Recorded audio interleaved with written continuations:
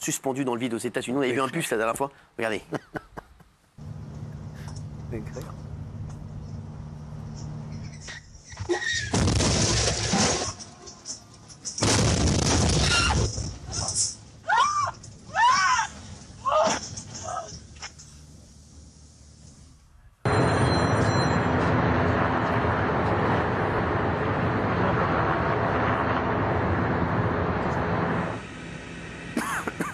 C'est ouf, hein.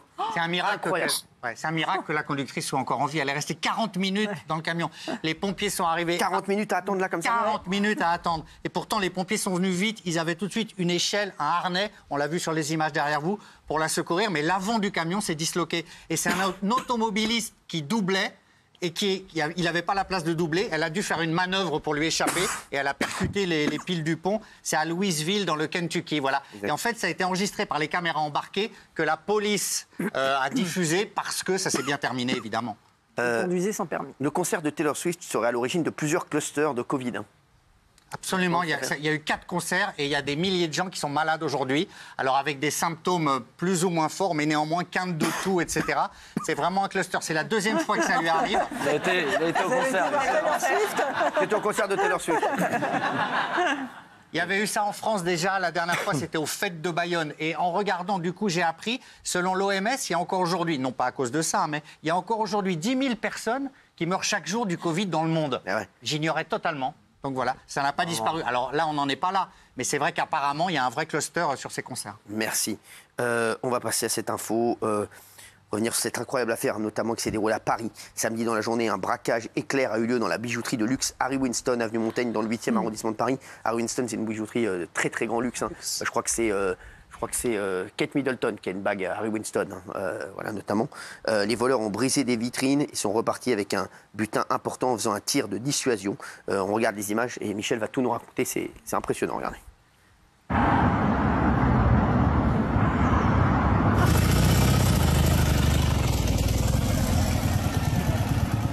Les gars, braquage en direct. Braquage en direct. La tête de ma mère, braquage en direct, les frères. Braquage en direct. Voilà. Oui. Alors. C'était samedi en fin de matinée. 3 hommes cagoulés et lourdement armés sont rentrés donc, dans cette bijouterie de luxe, Harry Winston. Ils ont tiré un coup de feu en l'air d'un coup de dissuasion. C'est juste à côté des Champs-Élysées. Ouais. C'est à 2 pas des Champs-Élysées. Oui. Et ils ont fracassé les vitres au fur et à mesure en emportant tout ce qui avait de la valeur. Et tout a de la valeur d'ailleurs. Alors, il faut savoir que chez Harry Winston, les gars, s'ils ont appris, je vous le dis, une dizaine de bagues, ça peut être un butin de plus de 10 à 20 millions d'euros. Sachez-le, hein, il y a des bagues à 3,5 millions d'euros, 4 millions d'euros. La bague, voilà, la première bague, elle est à 400, 500 000, voilà.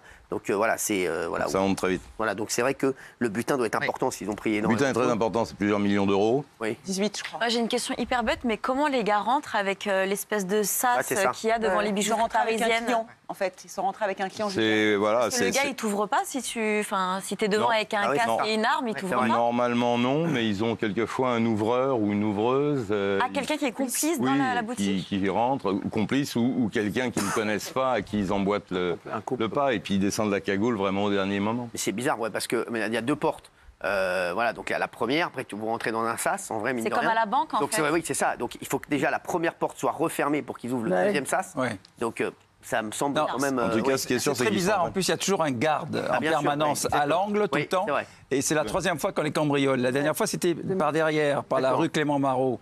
Et là, c'est très curieux. Ils sont rentrés par devant. Ils avaient une arme très lourde, hein, tu le sais. Oui, ils avaient des C'est armes. vrai que ce qui est fou, je suis d'accord avec Kelly, le truc, c'est comment ils sont rentrés. Parce que c'est vrai que vous voyez des mecs en casque qui sont dans le sas, ils ne vont pas rentrer, hein, forcément. Donc même s'ils sont rentrés derrière un client, ça semble quand même curieux, je trouve, parce que c'est vrai que voilà, à un moment, pour qu'ils ouvrent la deuxième porte, il faut qu'ils aient un client seul, à la limite. Voilà. Ou alors le client sous la menace de l'arme et ils sont obligés d'ouvrir. Non, peut-être que le premier client Non, c'est ça, oui, c'est bizarre parce que c'est. Non, mais c'est curieux. C'est curieux, oui. Oui, il y a aussi le système en ce moment qui se développe de la moto bélier, c'est-à-dire qu'ils arrivent à moto. Mais là, c'est pas le cas. Là, non, mais voilà, là, ils arrivent avec des motos, ils font peur et ils peuvent aussi défoncer les salles de sécurité. Mais là, ils se sont arrêtés et le personnel a eu le temps de se réfugier dans un bureau.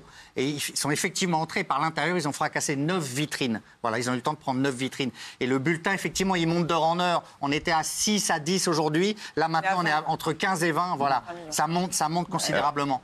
Et la bijouterie dit que chaque pièce étant unique, c'est ça. Avec des sertissages de diamants, un nombre de carats qui à chaque fois est à préciser, ça met du temps pour être estimé précisément. Mais pour poursuivre, on a affaire vraiment à des braqueurs chevronnés et déterminés, parce que quand ils s'arrachent de la bijouterie après avoir commis ce vol à main armée, ils sont pris en chasse par une patrouille de police.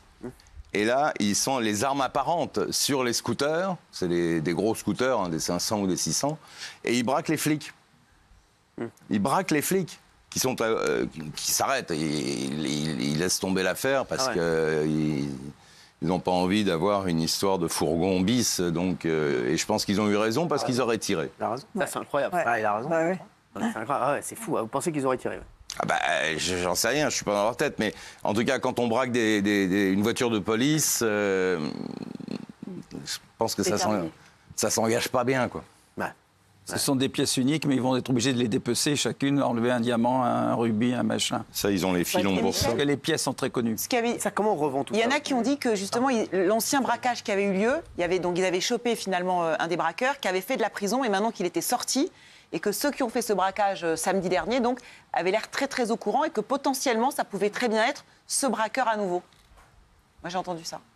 Je n'en pense rien. Ça demande quand même une grande connaissance de cette bijouterie. Il y avait déjà un braquage en 2007 et 2008. Il y avait eu pour un préjudice de 79 millions d'euros. Mais le braqueur est sorti 900 bijoux. Il avait pris 15 ans. Millions d'euros. Oui, mais enfin, on peut difficilement, à ce stade de l'enquête, l'enquête de la BRB démarre. Oui, mais bon, je ne dirais pas publiquement qu'ils soupçonnent un tel ou un tel.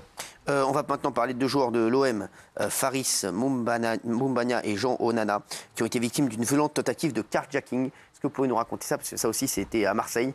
Je vous dis, 21h, vous dites, c'est fou ce qui se passe. Hein. 4h du matin, là, ce coup-ci. Oui. 4h du matin, Jean Onana et Faris Moumbagna sortent du centre d'entraînement. Ils revenaient du Havre, où ils avaient disputé un match. Et là, ils rentraient chez eux, donc probablement avec de jolis véhicules. Les joueurs de football ont de belles voitures. Et ils étaient sortis par une sortie annexe, pas par la sortie principale du centre d'entraînement. Et ils sont tombés sur des hommes armés qui les ont braqués. Ils se suivaient, ils étaient l'un derrière l'autre, quasiment à l'arrêt. Et les agresseurs ont ouvert le feu à plusieurs reprises, et plusieurs coups de feu tirés. On retrouve d'ailleurs des balles dans les portières et dans le coffre d'un des véhicules.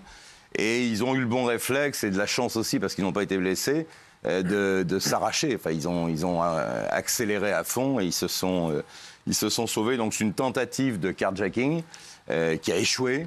Et il y avait un troisième joueur qui était derrière, un défenseur, c'est Bamo Meïté. Oui.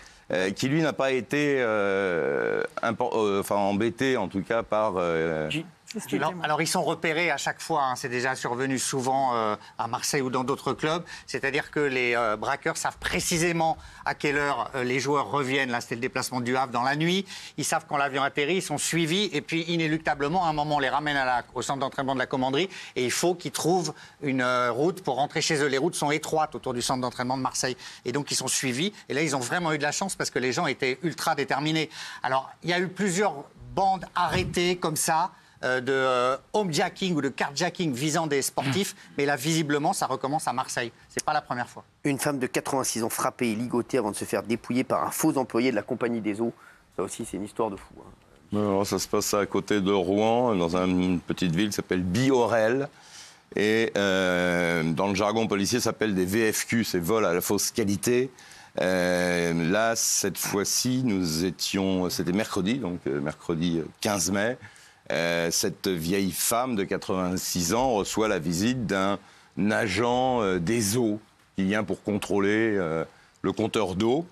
Elle ne se méfie pas Et lorsqu'elle ouvre la porte, elle est immédiatement plaquée au sol, rouée de coups, 86 ans, je vous le rappelle, coup de poing, coup de pied, et ligotée.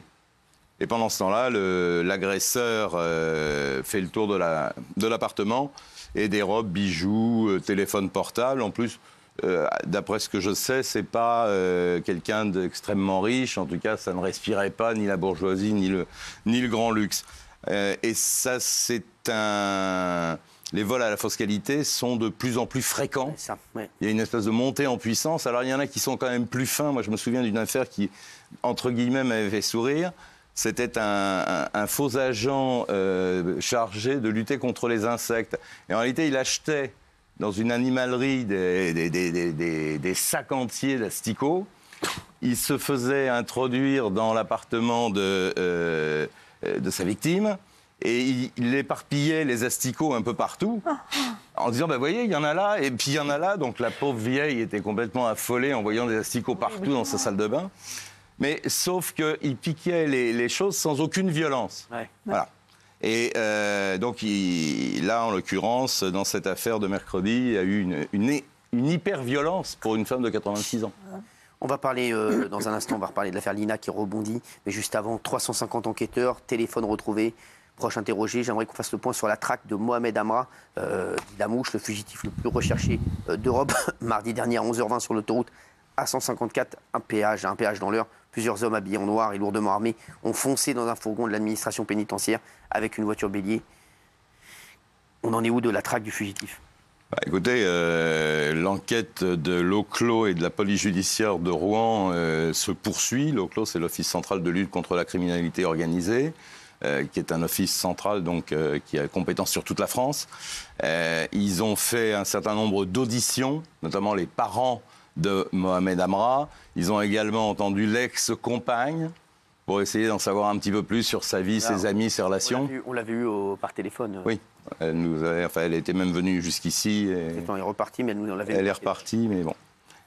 Donc elle a été entendue, et elle est repartie aussi des services de police. Mais ils ont eu la chance de pouvoir discuter un peu plus longtemps avec elle. Et ils ont saisi également, parce que Mohamed Amra est incarcéré depuis janvier 2022, au départ pour une affaire réalisée par l'OCLO, du reste, d'enlèvement, séquestration suivi de mort en bande organisée.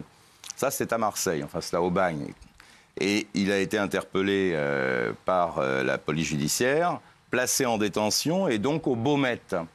Et ensuite, comme il avait une autre affaire qu'il rattrapait du côté de Rouen, on l'a transféré des Baumettes à Évreux.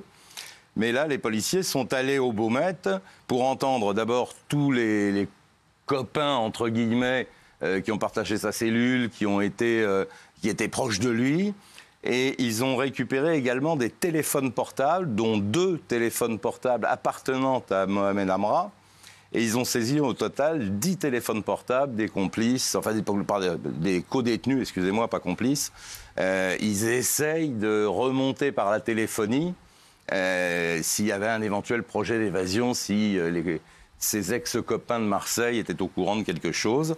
Et il y a évidemment un gros travail de téléphonie sur le bornage, sur les lieux du braquage du fourgon.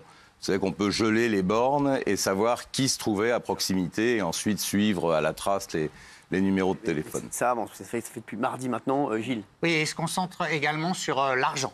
Parce que qu'il ait commandité lui-même son évasion ou qu'il a été enlevé, on ne sait pas, mais s'il a commandité lui-même, il faut payer. Il faut payer les complices, il faut payer la cavale, ça coûte très cher. Surtout que maintenant, comme on sait qu'il est le plus recherché, quand on lui demandait 10 000 pour l'aider, on va lui demander 100 000, donc c'est exponentiel. Et donc les enquêteurs tentent de savoir d'où vient cet argent. Est-ce que c'est quelqu'un qui avait un tas d'or quelque part, des réserves? Est-ce que l'argent est disponible? Est-ce que des proches peuvent lui apporter de l'argent, faire des virements? Voilà, il y a un gros aspect autour du financement de cette évasion et de cette cavale. L'autre hypothèse, si je peux intervenir, l'autre hypothèse, c'est qu'on l'a sorti parce qu'on en avait besoin. Et à ce moment-là, on est quand même sur des très très gros narcotrafiquants qui pèsent des millions d'euros. Donc je ne pense pas que l'argent soit... Ça intéresse les policiers, ça c'est sûr. Mais je ne pense pas que l'argent soit un problème pour eux. On est sur du trafic international de stupéfiants. Et je pense une fois de plus qu'il a été sous-évalué en termes de dangerosité et d'importance dans le milieu. Il y aura un hommage national, Cyril, en l'honneur des 2 agents. Bien sûr, merci. Mercredi. On va parler de Lina maintenant, qui a disparu depuis le 23 septembre dernier dans l'est de la France. Et depuis